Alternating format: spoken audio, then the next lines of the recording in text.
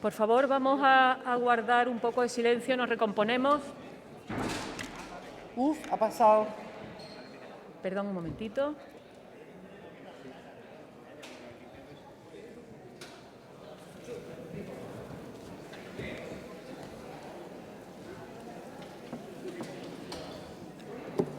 Si guardamos silencio, la señora Aguilera podrá comenzar con su intervención. Por favor, silencio. Si quieren comentar algo, salgan fuera. Vamos a permitir a la señora Aguilera que pueda hablar también con comodidad. Señora Aguilera, tiene usted la palabra. Muchas gracias, señora presidenta.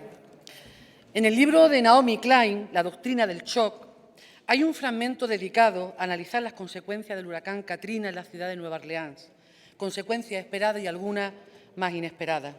Cito textualmente: en menos de 19 meses, con la mayoría de los ciudadanos pobres aún exiliados de sus hogares, las escuelas públicas de Nueva Orleans fueron sustituidas casi en su totalidad por una red de escuelas charter de gestión privada.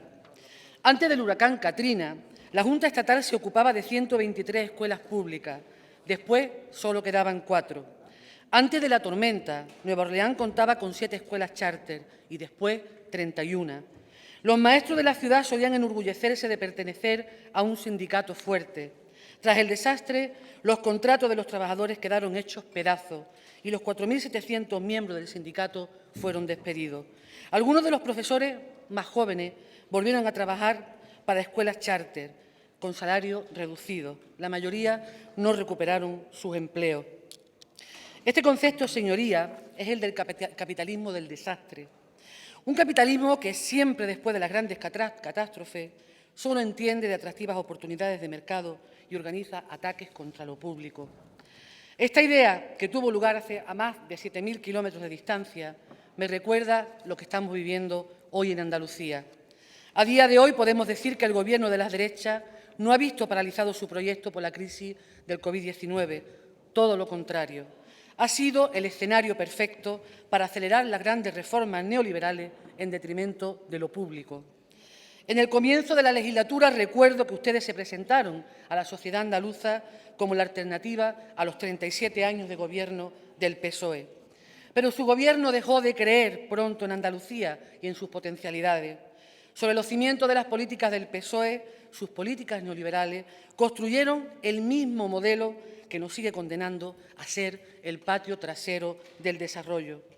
De lo que no cabe duda es que su Gobierno no pierde ni un segundo en tomar las decisiones que permitan acelerar la hoja de ruta marcada, aunque sea por dudosos procedimientos. Usted sabe que en la sede de la soberanía popular de Andalucía es este Parlamento. Y una de las principales funciones de esta Cámara es la legislativa. Y yo le pregunto, ¿cuántas leyes ha presentado su Gobierno, señor Moreno? Se lo digo yo. 2 proyectos de ley, descontando los presupuestos y las leyes de trámite. Decretos leyes sí que han presentado, nada más que 26 en un solo año. Y uno de ellos cambió 26 leyes de una tacada. Un decreto ley que, por cierto, usted sabe que hemos recurrido ante el Tribunal Constitucional y cuyo recurso ha sido admitido a trámite. Resulta también llamativo su silencio ante la corrupción que asola a su partido. El Gobierno de la regeneración democrática y la libertad de prensa es tan democrático y ama tanto la libertad que silenció en la televisión pública andaluza la semana pasada una noticia de alcance, la confirmación por el Tribunal Supremo de la sentencia de la Gürtel. Si algún andaluz hubiera visto en ese día las noticias, en esa noche, en el Canal Sur, no se habría enterado absolutamente de nada, porque no apareció ni un solo segundo. Hemos pasado del Canal Sur del PSOE al Canal Sur del PP casi sin darnos cuenta. Al menos nos siguen quedando los profesionales que han dado siempre la cara y que merecen todo nuestro respeto y que también merecen de una vez por todas una voz en el Consejo de Administración de la RTVA, un compromiso pendiente por parte de su Gobierno. A continuación, señor Moreno, pasaré a analizar los principales temas que preocupan a mi grupo. Quiero empezar hablándole de empleo. ¿Se acuerda usted, señor Moreno, de su famosa promesa de los 600.000 puestos de trabajo? Se puede decir que la gestión de su Gobierno en esta materia ha sido idéntica a su promesa, inexistente.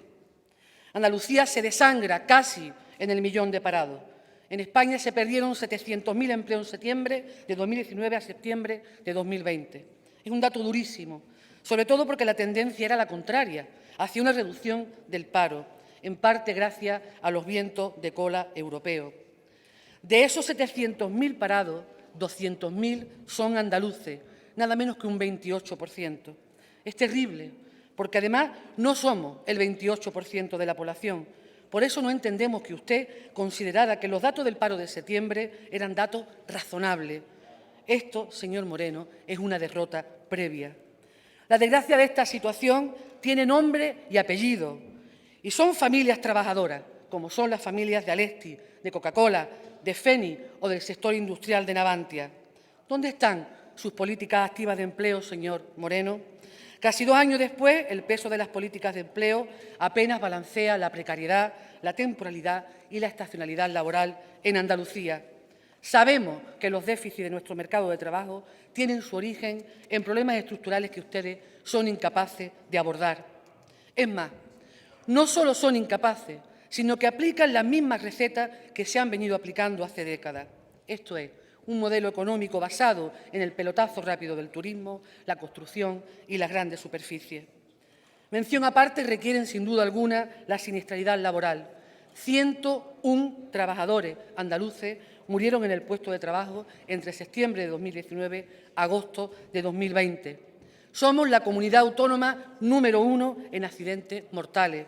En Andalucía, ir a trabajar, señor Moreno, no se puede convertir en un acto de riesgo. Y detrás de todas estas estadísticas sigue habiendo personas y familias. Ante esta situación, ¿cómo podemos hacer posible la recuperación del empleo en Andalucía? La recuperación del empleo en Andalucía será posible si nuestra tierra transita hacia un modelo productivo que genere empleo estable, empleo de calidad, empleo con condiciones de trabajo dignas. La recuperación del empleo andaluz será posible si se recogen en los presupuestos los recursos necesarios para políticas activas de empleo y un plan de choque por el empleo para los más vapuleados por la crisis, jóvenes, mujeres y mayores de 45 años. La recuperación del empleo andaluz será posible si se invierte en proyectos relacionados con los sectores estratégicos a futuro, energía verde, turismo sostenible, servicios públicos o cuidados. Además, por supuesto, del papel de la agroecología, que es clave en una nueva transición ecológica y sostenible. En segundo lugar, me quiero referir a la cuestión de la economía andaluza. Las políticas hasta ahora practicadas por su Gobierno y los anteriores reflejan una Andalucía en la periferia, una tierra que depende de sectores de bajo valor añadido, que nos impiden tener margen de autonomía y que nos condenan a exportar nuestros recursos permanentemente. Una economía cuyas carencias quedan aún más expuestas ante una crisis como la actual. Cuando al comienzo de mi intervención yo le hablaba del capitalismo desde el desastre, lo hacía pensando en las principales reformas que su Gobierno ha impulsado en plena crisis. Le hablo del decreto Ley 2/2020 y la próxima Ley del Suelo. Le pongo algunos ejemplos sobre los efectos de estas dos iniciativas. Gracias al decretazo, ahora se podrá instalar una mina en una cantera sin autorización previa ambiental. Gracias a la nueva Ley del Suelo, ¿cómo que no? Gracias a la nueva Ley del Suelo, ustedes aspiran a poder construir vivienda de lujo en suelo rústico. En definitiva, en esto se resume su receta: recuperación económica a partir del pelotazo urbanístico y agilización de trámites, más ladrillo y un coladero urbanístico para tapar la incapacidad de su Gobierno. Esto es un retroceso histórico, señor Moreno Bonilla. Por otro lado, a la hora de afrontar la crisis actual, estamos viendo su pasividad en materia tributaria. Solo la depresión reinante ha disuadido su ansia de nuevas bajadas de impuestos. No se confunda, señor presidente, no es que a mi grupo le apasione subir los impuestos porque sí. Lo que consideramos intolerable es que después de una bajada masiva de impuestos a las grandes fortunas, ahora usted proclame que nuestras arcas públicas están exhaustas. Les recuerdo que sus últimas reformas fiscales han supuesto una merma en la recaudación entre 220 y 250 millones de euros al año. Ahora le pido una cuestión más, señor presidente, para los presupuestos de 2021. Tengan ustedes cabeza en el gasto y justicia en los ingresos. Tenemos que avanzar más allá de su modelo, señor Moreno. En nombre de mi grupo le hago 4 propuestas. Primero, una reforma del régimen fiscal fundamentada en 3 puntos. Impulsar una tasa COVID ¿Qué habría que hacer? Evidentemente, una elevación del tramo en la cuota del IRPF que a la comunidad le corresponde, así como recuperar el tipo efectivo positivo hasta el 1% en el impuesto de patrimonio para personas con un patrimonio superior a 500.000 euros, compatible, evidentemente, con una reducción del IVA en materia de bienes de primera necesidad y culturales, obviamente en el tramo en el que Andalucía tiene margen para esta actuación. Establecer ecotasas sobre actividades de alta emisión de gases de efecto invernadero, compatible con un proceso de reconversión industrial a renovable, la elevación de la fiscalidad al juego o de las tasas a las grandes superficies. Fortalecer los mecanismos de inspección para luchar contra el fraude fiscal y la evasión fiscal. Segundo, elevemos los niveles de inversión y de gasto público. Podemos financiarlo, señor presidente, si nos acercamos a la presión fiscal media europea, en la que evidentemente tenemos una gran asignatura pendiente, no solamente en Andalucía, también en el resto del Estado. Esta elevación del gasto e inversión pública resulta factible por la elevación del techo de gasto aprobado, que efectivamente hace posible ir muchísimo más lejos de lo que la Junta ha anunciado, pudiendo hacer frente a dos retos: fortalecer las partidas de gasto de los servicios públicos fundamentales en términos absolutos para poder impulsar un cambio de modelo productivo y transición energética. La inversión pública a todos los niveles es fundamental. Por tanto, nuevas fuentes de energía renovable, ciencia, investigación y desarrollo y un plan de movilidad sostenible. Tercero, pongamos en marcha una banca pública, señor presidente, que intervenga directamente en el circuito de crédito. Y, por último, y en cuarta posición, relativo a las ayudas europeas, pedimos diligencia tanto en la presentación de proyectos como en su posterior ejecución, algo en lo que suele suspender la Administración de la Junta. Le anuncio, por tanto, que en la propuesta de resolución de mañana encontrará detalladas las líneas a las que Andalucía debería acogerse. Quiero terminar este bloque hablando de financiación autonómica. Como sabe usted, Andalucía, y ha dicho, está infrafinanciada. Y es urgente que lidere el debate de un nuevo modelo de financiación. Hace falta una reforma de financiación autonómica justa, que contemple nuestra realidad social, que refuerce la suficiencia fiscal y que aumente nuestra capacidad recaudatoria. También debemos poner en marcha los mecanismos oportunos para cuantificar la recaudación real de los impuestos que pagamos los y las andaluzas. Es una propuesta que ya hemos traído a este Parlamento y que ha sido aprobada. Y, sin embargo, no tenemos noticias ninguna de que ya se hayan dado los pasos en ese sentido. Queremos saber cuánto aportan los andaluces independientemente del domicilio fiscal de las grandes empresas. Y, señor presidente, queremos saber cuál es la recaudación derivada del puerto de Algeciras o del aeropuerto de Málaga, que contabiliza en la balanza fiscal de Madrid. Sin derechos sociales no hay democracia que valga, señor Bonilla. Y ahora empezaré hablando de la sanidad pública. Parece que la pandemia acapara todo el debate público, pero conviene tener memoria. ¿Recuerda qué hacía su Gobierno cuando estalló la crisis del COVID, señor Moreno? Yo se lo digo. Les pilló a usted, entre otras cosas, desmantelando la Escuela de Salud Pública de Andalucía, con todas las centrales sindicales en contra, incluidas las más cercanas, criticándole que no se atendieran las prioridades de refuerzo de personal. Las listas de espera para derivación a especialistas o para realizar pruebas diagnósticas no paraban de crecer. Y algunas de esas decisiones que sí tomaron en su momento se ha convertido en un boomerang contra su propio Gobierno. Algunas como esta: premiar al personal médico que compatibiliza dos trabajos, público y privado; ofrecer contratos precarios a todo el personal sanitario; mantener concesiones administrativas dudosas por empresas poco diligentes en sectores tan importantes como la limpieza, mantenimiento, cocina o transporte sanitario. ¿Qué gestión se ha hecho de la propia pandemia? Pues mucho nos tememos que, una vez superada la primera ola, gracias al esfuerzo titánico del personal sanitario, ustedes no han aprendido la lección. Ya se ha dicho en este debate, la comunidad con menos PCR.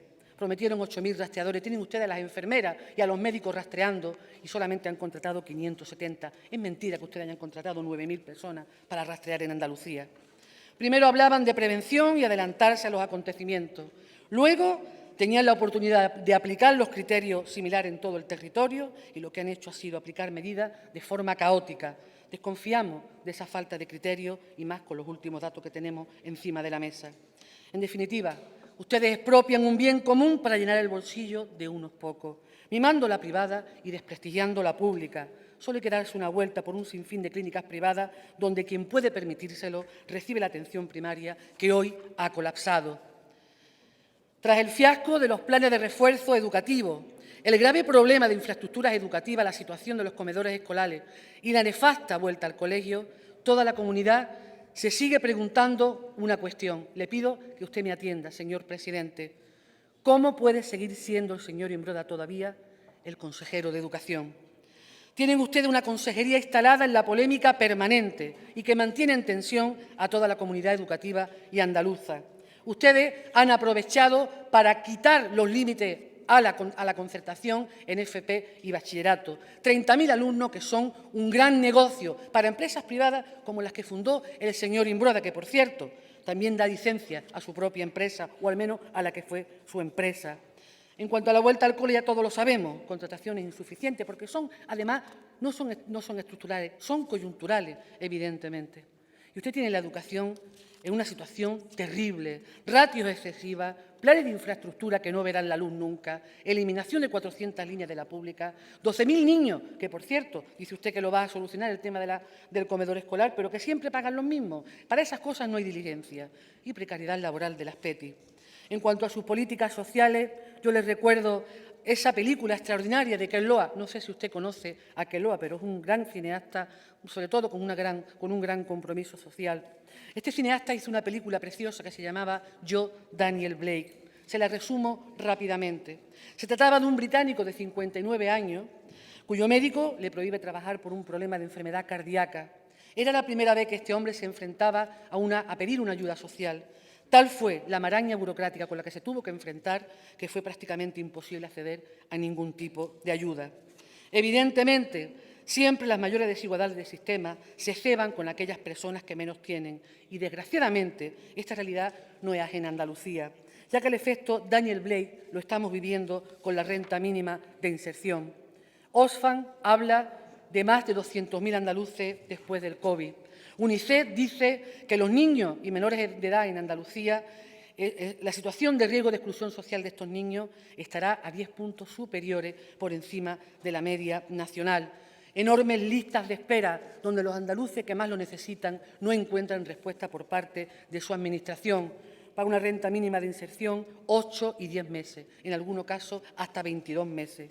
Estamos hablando de una renta mínima de inserción donde todo se vuelve mucho más complejo por la cuestión del ingreso mínimo vital, que evidentemente está colapsando en ese sentido la propia recepción de estas ayudas, porque es una maraña burocrática en la que nadie se aclara. La Consejería anunció que pronto se iba a solucionar el problema y estamos esperando, esperan los de siempre, porque su Gobierno, señor Moreno, es rápido en simplificar la vida de los especuladores, pero qué difícil le hacen la vida a ustedes a los que más lo necesitan. Para terminar, quisiéramos hablar de la cuestión social, de las políticas sociales. Ustedes todo lo vende y todo lo empeña en la colaboración público-privada. Van ustedes a meter el tentáculo de la privada en todas partes, incluidas en las políticas más sensibles. Por eso se están poniendo las botas Orpea, Vitalia, Domusvi, los fondos de inversión que tienen los tentáculos metidos en las residencias de mayores. Evidentemente, a este nivel acabaremos, como han acabado sus compañeros de partido en el Gobierno de Madrid. Un servicio de ayuda a domicilio que, por cierto, no sabemos cuánto van a cobrar las trabajadoras. ¿Va usted a imponer algún criterio para que esos dividendos que usted ha dicho que se van a aumentar no queden solamente para una cuestión de las empresas, para que también las trabajadoras puedan acceder a esa subida?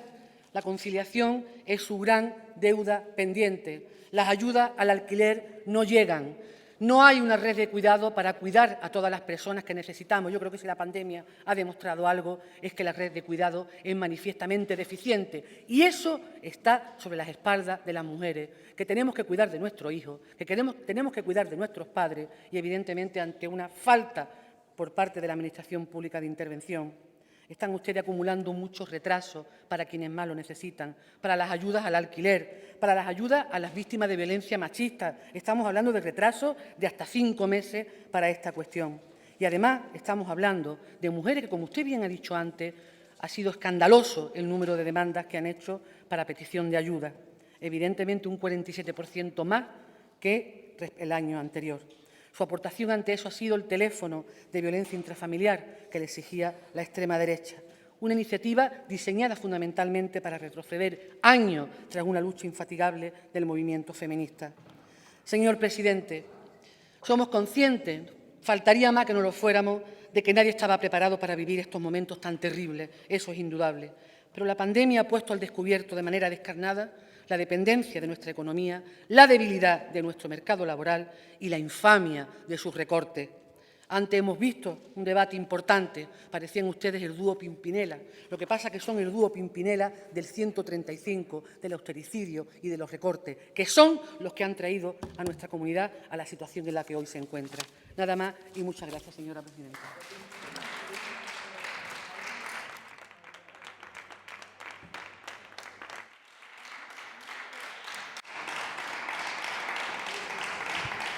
Gracias, señora Aguilera. Corresponde ahora el turno de intervención al presidente.